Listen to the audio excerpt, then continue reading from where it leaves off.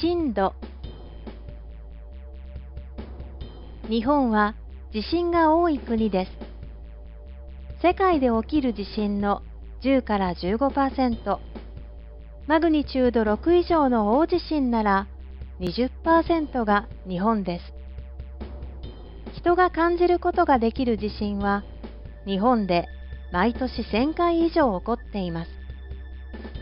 日本に住んでいる人は必ず地震を経験します。地震が起きるとすぐに気象庁が地震の情報をテレビなどで発表します。地震の規模を表すマグニチュードは日本人はあまり気にしません。気にするのは震度です。震度は揺れの大きさを表す指標です。日本の気象庁が決めたもので、震度0、1、2、3、4、5弱、5強、6弱、6強、7の10段階があります。震度0は人が感じないレベルの揺れです。震度1は建物の中にいて動いていない人だけが気がつくレベル。震度2は建物の中にいる人の多くが地震に気がつきます。震度3は建物の中にいる人のほとんどが気がつきます。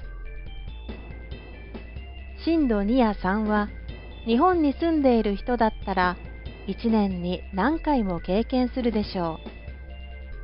天井から吊るしてあるものが少し揺れる程度なら日本では日常茶飯事と言えます。震度4の地震は吊るしてあるものが大きく揺れて不安定な状態のものは倒れます。日本に長く住んでいる人でも少し心配になるレベルです。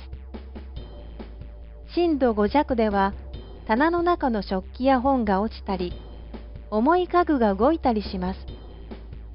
家の壁にひびが入ることもあります。震度5強では歩くことが難しくなります。家具が倒れたり壁や塀が崩れたりします。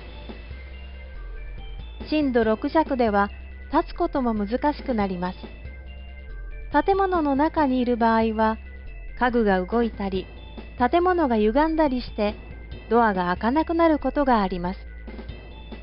外にいる場合は建物のガラスが割れて落ちてくるかもしれません。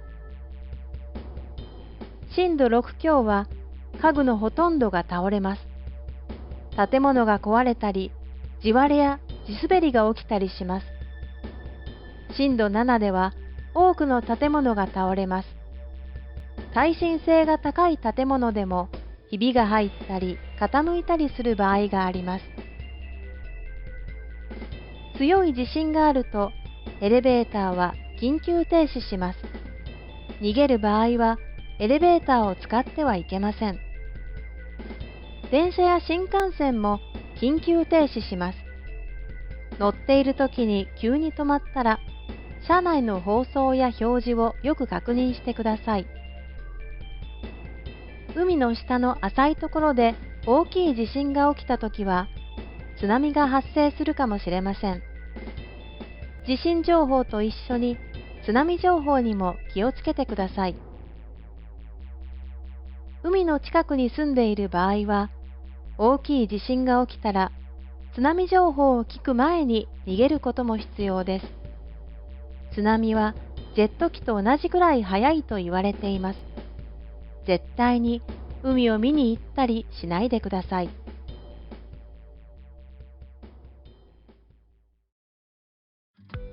2011年の東日本大震災が起きてから特に東日本で大きい余震が続いています。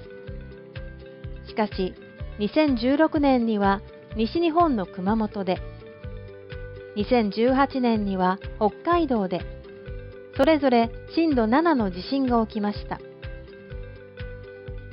日本は南でも北でもどこでも地震が起きるのです。日本へ行く人、日本に住む人は地震が起きた場合のことをあらかじめ考えておくことが必要です。最近では Twitter などでも優しい日本語やいろいろな言葉で地震情報を伝えています。一度調べてみることをお勧めします。